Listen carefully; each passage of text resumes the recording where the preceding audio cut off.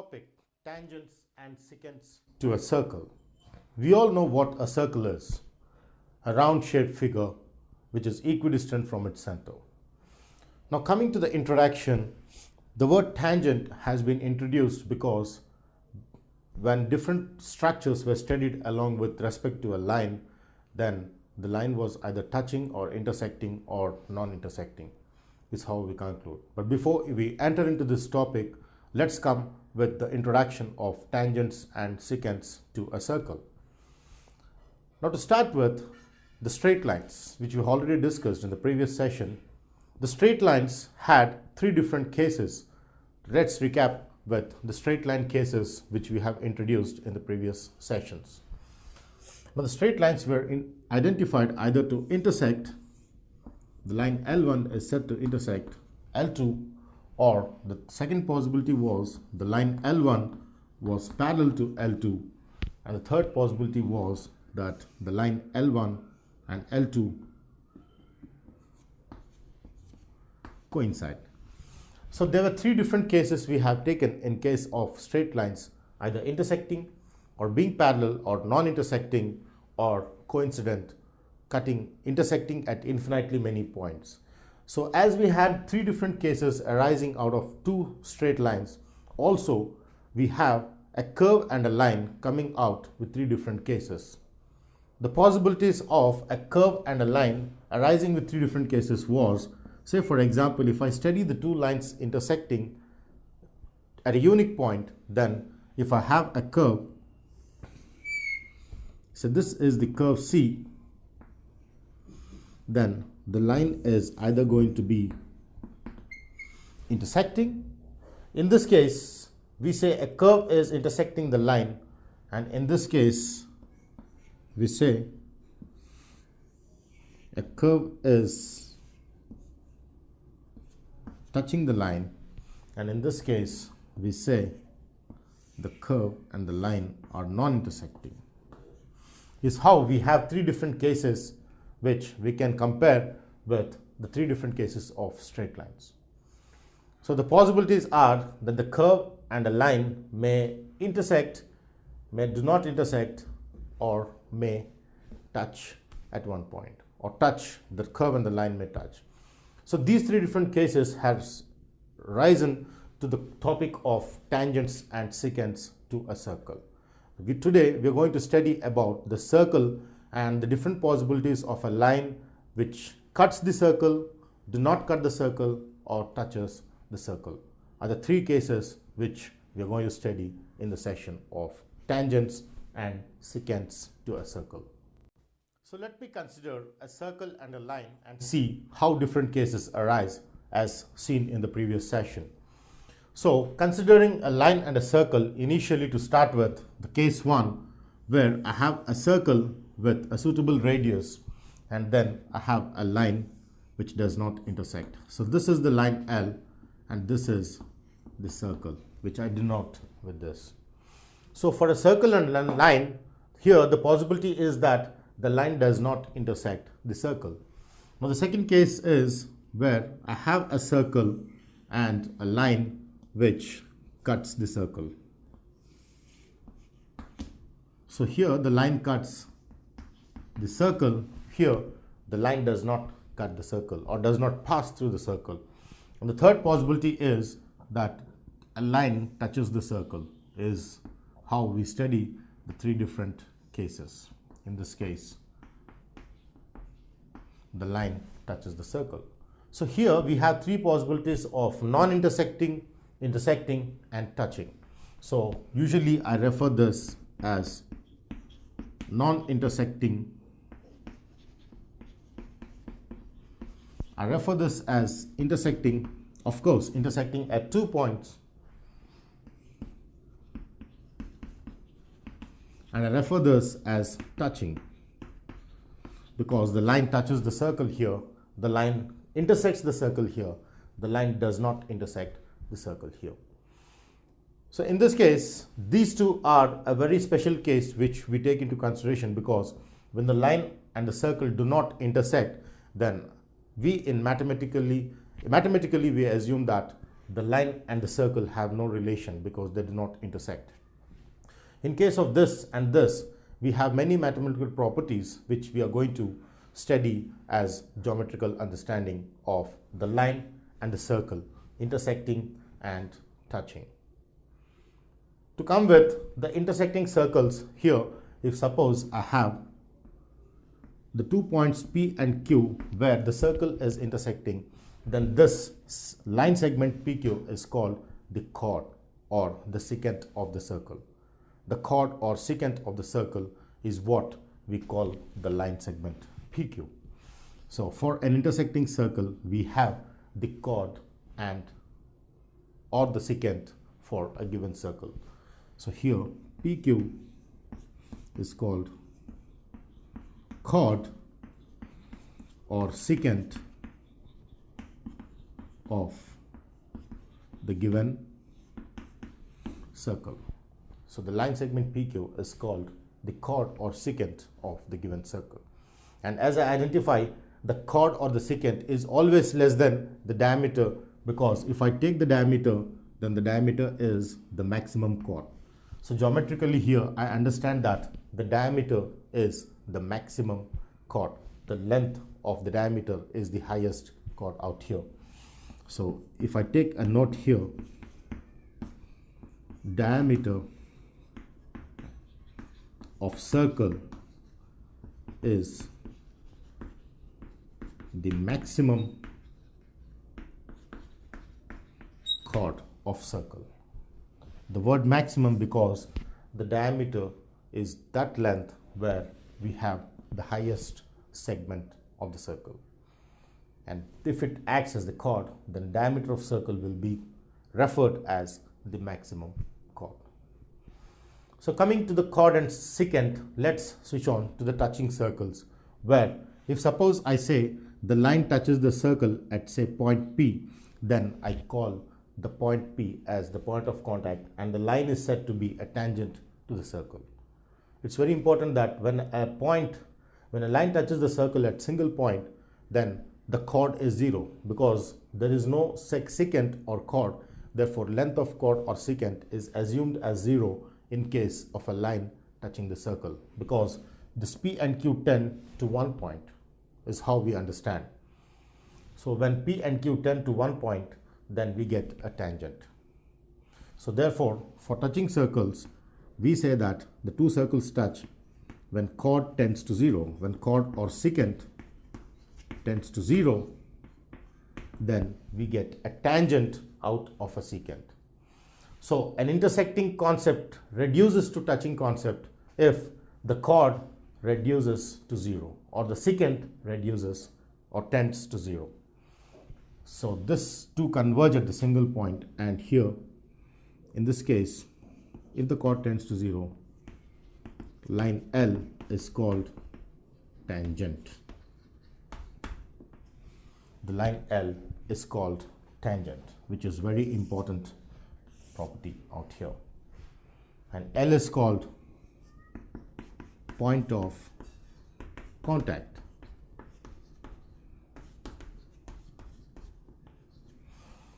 So in case of touching concept or the touching case, the line L is called the tangent to the circle and point P is called the point of contact. And how do we get the touching case? When the intersecting circles have the secant or chord tending to 0, then I get the touching case. And in that case, the line L is the tangent and here point P is the point of contact. I'm sorry, it is not L, but the point P, which is the point of contact. The point P, which is identified here, is said to be the point of contact. So these are the three cases through which we understand a line cutting a circle, not intersecting a circle, cutting a circle at 2 points and touching the circle, of course, at 1 point. Is how we understand the three cases of a line and a circle in its geometrical concept. So let's exclusively study the topic of tangent of a circle as defined in the previous session, the case 3 of the line and a circle taken together. Now, what is a tangent? Let's recap with the already discussed topic out there. we see that a tangent is a line which touches the circle. So simple definition for a tangent is a line or a straight line which touches the circle is called a tangent. Now with this definition of a tangent, I have a fair question to all of you. How many tangents can we draw to a circle is the biggest question. So how many tangents, if suppose I take a circle with a suitable radius, then there are infinitely many points on the circumference of the circle. Therefore, at every point I can draw a tangent. Say for example, I would like to draw a tangent at this point P. Now how do I draw a tangent at this particular point P on the circumference of the circle? I straightly draw a line which touches the circle, and this is the line which touches the circle. Therefore, this line L is said to be the tangent. This is said to be the tangent at P.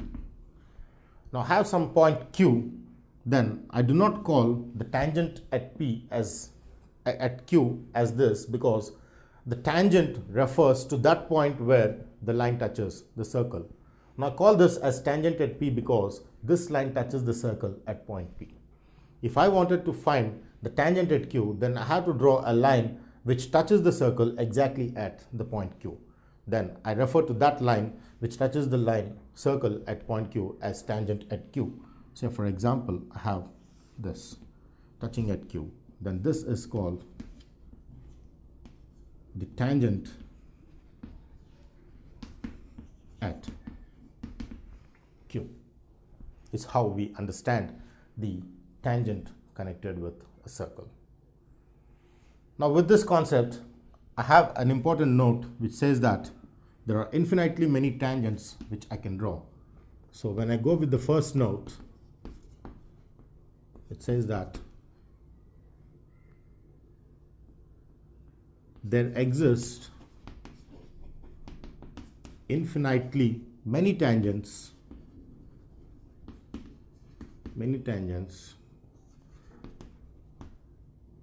at infinitely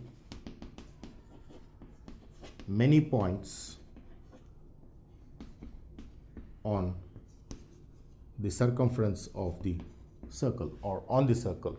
Because there are infinitely many points on the circumference of the circle, there are infinitely many tangents you can draw, each of the point referring to the respective tangent or the line drawn at that point to the circle, touching the circle at that particular point.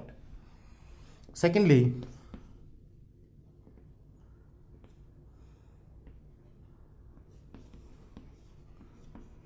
this point is very important in its own geometrical understanding. So let's write the statement and just support on whether that is true or false.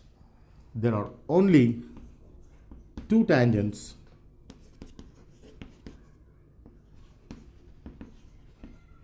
which are parallel to each other.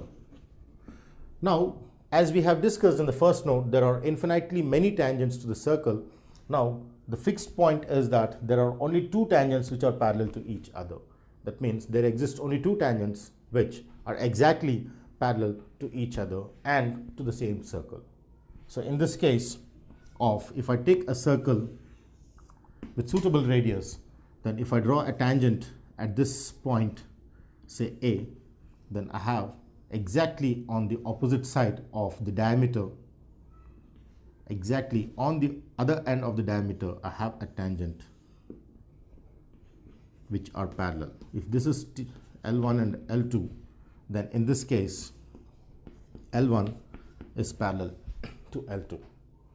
Therefore, when I draw a tangent at one point of the circle, then the other tangent is parallel exactly on the other end of the diameter. Therefore, for AB as the diameter, if my tangent lies at point A here, then exactly on the other end or the other extreme of the diameter AB, I can draw a line, then only the two tangents are parallel. You cannot have three pairs of tangents parallel in the circle. This is a very important geometrical property which connects the parallel lines and the tangents for the circle connected through the geometrical property of the diameter of a circle.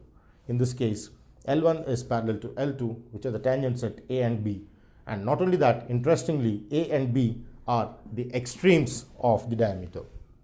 So take any diameter, draw the lines through the ends of the diameter touching the circle. Those two lines, which are the tangents, must be parallel, is how we understand the second note in geometrical understanding.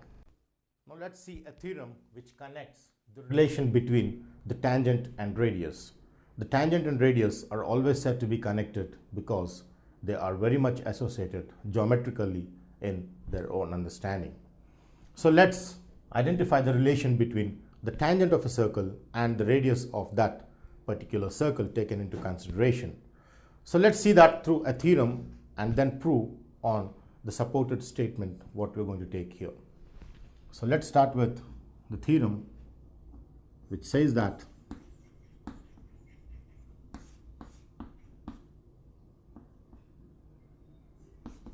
the tangent of a circle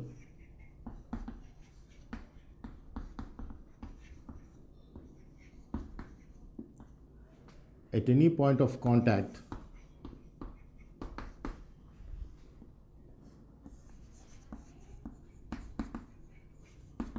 is perpendicular to the radius of the circle. This is what we are going to prove in the theorem, that the tangent is always perpendicular to the radius of the circle. So the statement to be completed with the tangent of a circle at any point of contact is perpendicular to the radius of that circle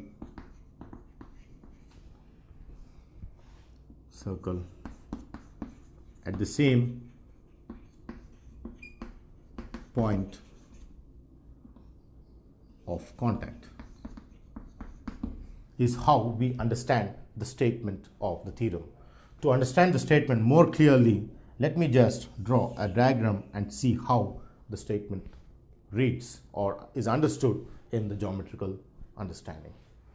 So if I take a tangent at any point, say I consider the point P here as the point of contact between the line which is the tangent and P. T is the tangent and P is the point of contact. Then the theorem says that the tangent is perpendicular to the radius of that circle at the same point of contact. Now this is very important because there are different infinite radius we have on the circle, but this tangent is said to be perpendicular to that radius which passes through the point of contact. So there's only one radius which passes through point of contact. All the different radii pass through the different points on the circumference of the circle. So on these infinite points, there are infinite radii, and there's only one unique radius which passes through the point of contact, and this radius is said to be perpendicular to the tangent at that point of contact P. So we had to prove for the radius perpendicular to tangent. So let's try to prove using the various mathematical properties that radius is perpendicular to tangent. So let's start with the given part of the theorem, which says that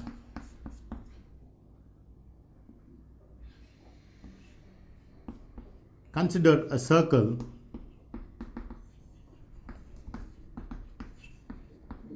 with center O. Let P be the point of contact.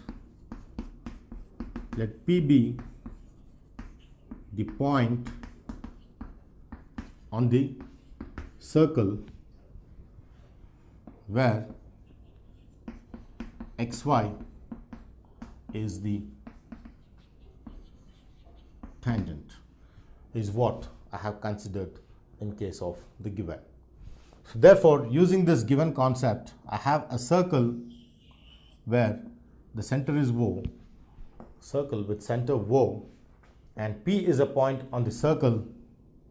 Say this is the point P on the circle where xy is the tangent. So at that point P, xy is a tangent which comes like this.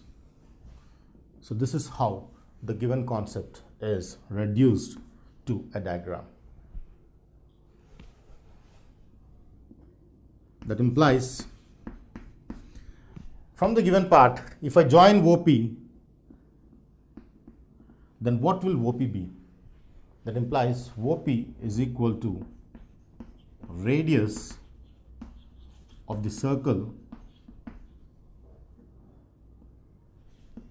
with center O and passing through P. Now, as we have already discussed in the given part that there's only one radius which passes through point P, I want to consider that particular radius out of the infinite radii, where OP is the radius which I am going to consider here, is the radius of the circle with center O and passing through the point of contact. And passing through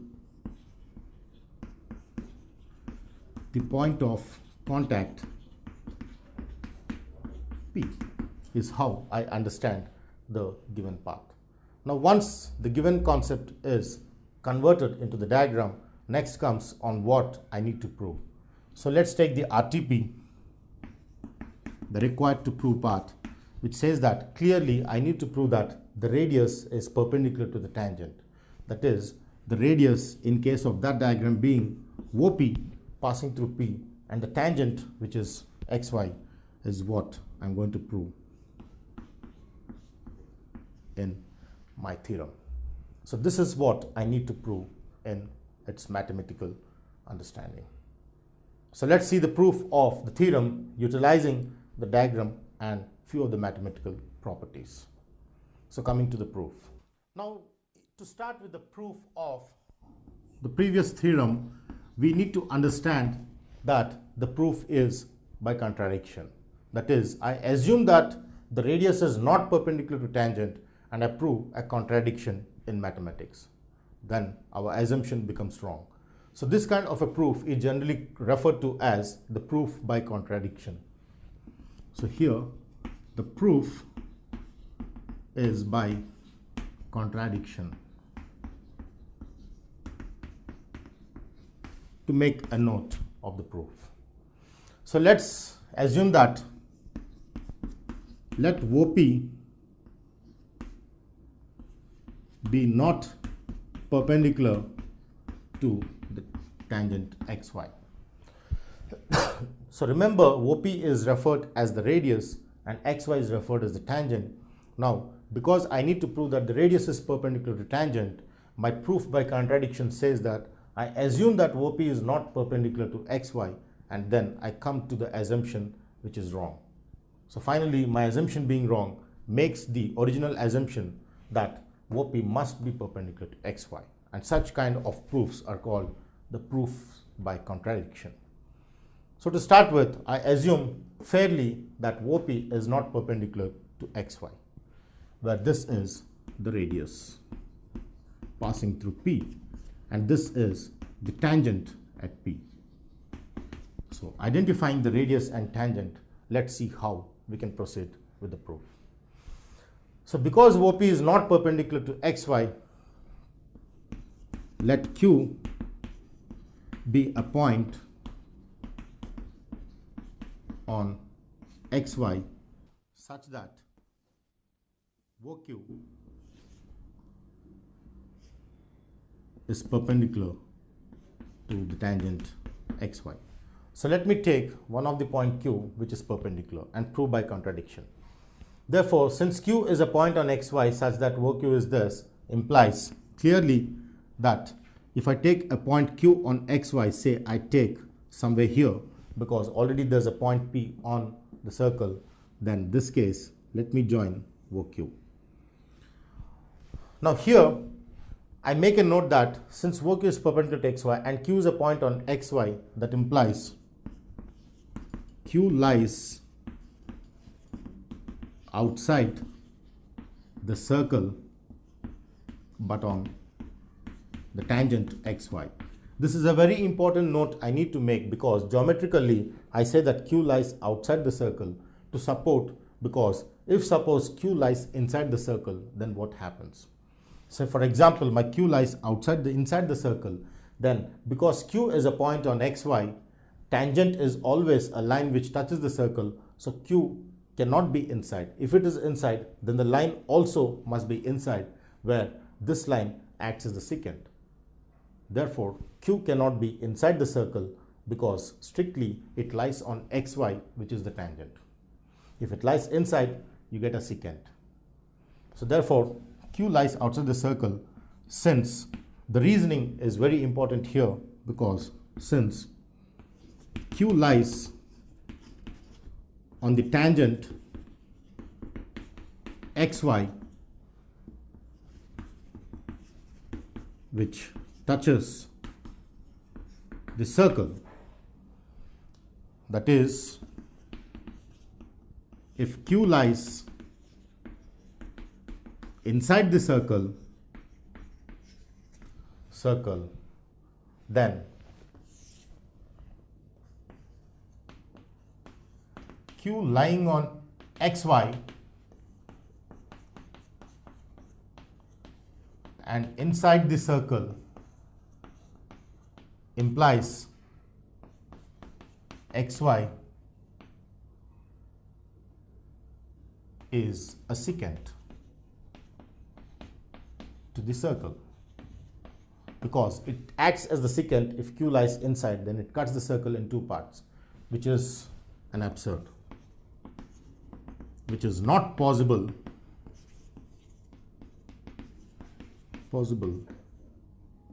because simply xy is a tangent. It's not possible because xy is a tangent to the circle. But when we assume that Q is outside, as we have proved through the previous part of the proof, then if Q lies outside the circle, then clearly OQ should be greater than OP, because since Q lies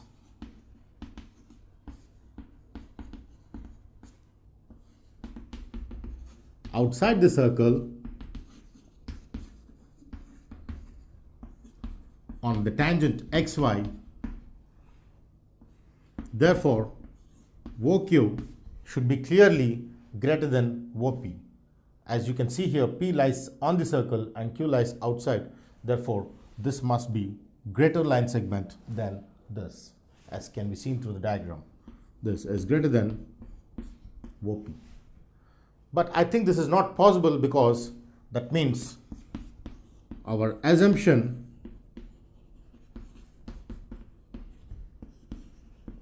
that OQ is perpendicular to xy is wrong, because if OQ is perpendicular to xy, then OQ must be the shortest distance. But here I have one more shortest distance other than this. That means our assumption that OQ perpendicular to xy is wrong, since OQ greater than OP implies OQ is not the shortest distance.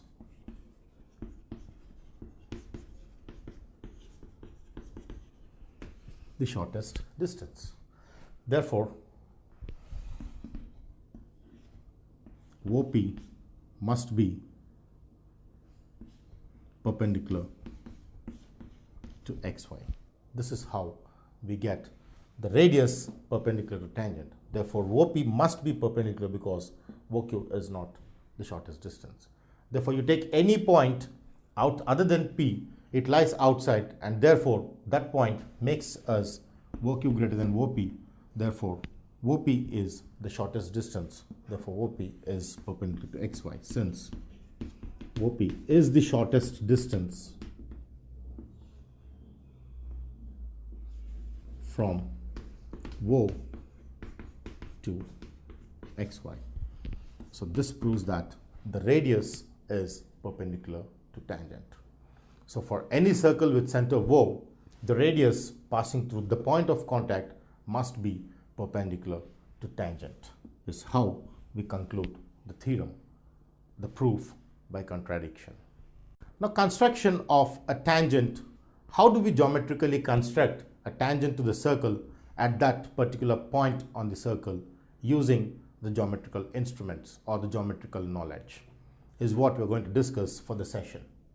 It's quite easy because construction of a tangent is based on the recent theorem which we have discussed, which says that the radius is always perpendicular to the tangent at that particular point of contact of the circle. Therefore, using that property, let's see how a tangent can be constructed for a circle with suitable radius. So initially, let me start with the steps. So my step 1 says that draw a circle with center O. So I just draw a circle with center O is what is my step 1. Then I take a point P on the circle, any point P. Say for example, I take a point P on the circle so that I join OP. Clearly, OP is the radius which passes through the point P is how I get. Now for any point P on the circle, OP is the radius, and I assume this as the point of contact, then I want to draw a tangent to that circle. Now we all know that since the radius is perpendicular to tangent, so if I wanted to draw a tangent at the point of contact P, then I need to have exactly 90 degrees drawn from OP. So I put the protractor here, and then from this protractor, I just try to measure the angle which is 90. Exactly marking the 90 degrees and just extending that line, I get the perpendicular line which is called the tangent.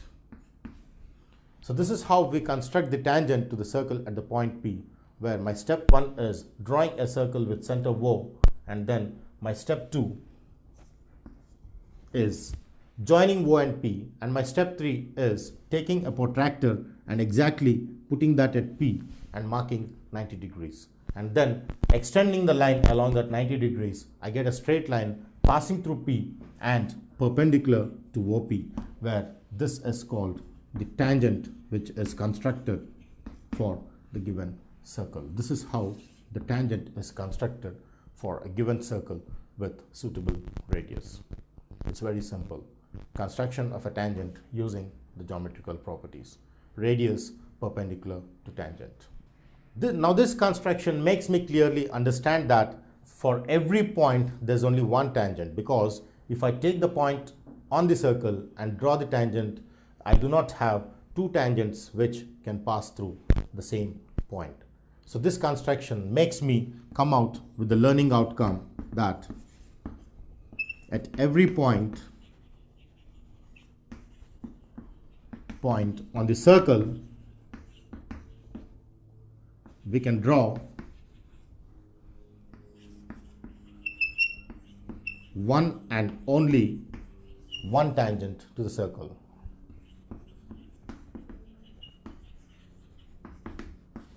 One and only one tangent, which clearly is evident through the construction as made. One point on the circle, only one tangent. No two tangents can be drawn from one point on the circle, is how we come with the learning outcome through the construction of a tangent using the geometrical knowledge. Now this topic is the continuation of the previous session of construction of a tangent.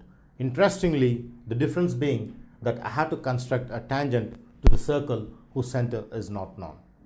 So how do I locate the center for a circle and then find the tangent is the biggest challenge for this topic. So when the center is not known, obviously we don't know the radius, and hence we cannot base on the radius to draw a perpendicular line which will be the tangent, because radius is perpendicular to tangent. Now in this case, let's see how we can construct a tangent though the center of circle is not known. So in this case, let me take the steps which involve a circle. Let me take a circle whose center is not known. So I take the point P on the circle. Say the point P on the circle is this.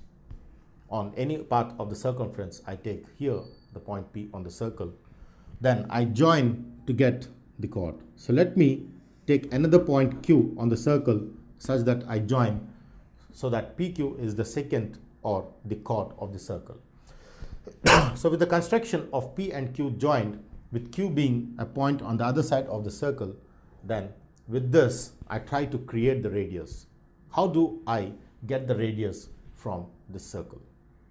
Since we know that angle in a semicircle is 90 degrees, that is, when I take a circle and just divide it exactly half, then any angle made by the semicircle will be 90 degrees. Using the concept of angle in a semicircle is 90 degrees, this becomes the diameter. Therefore, I try to construct a semicircle using the property of angle in a semicircle is 90 degrees.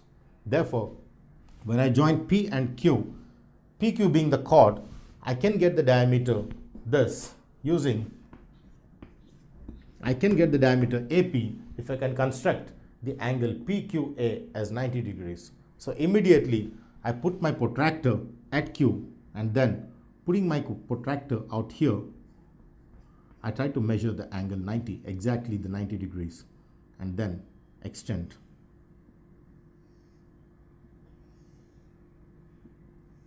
This out here.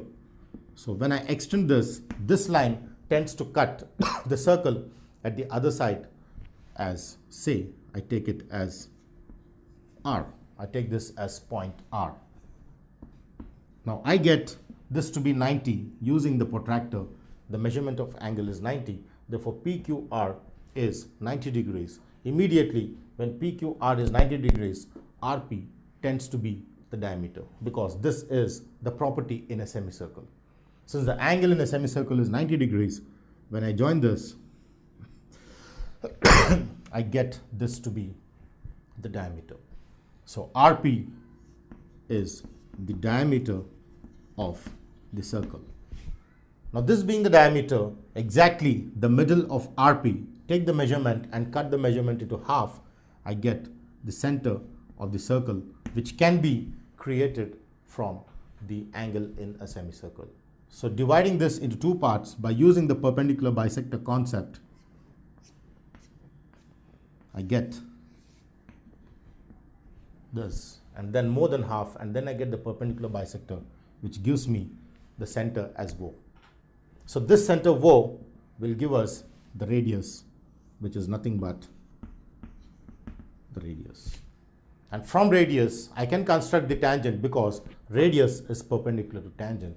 Therefore, put the protractor out here and then measure the angle. Then clearly, I get a line which is a tangent to the circle. So it's quite interesting that even though we don't know the center of the circle, initially we try to identify the center of the circle by joining the chord PQ, by locating some point Q on the other side of the circle and joining PQ, and then drawing a 90 degrees angle. We get a point, third point, which cuts the circle here, and then join PR, which is the diameter.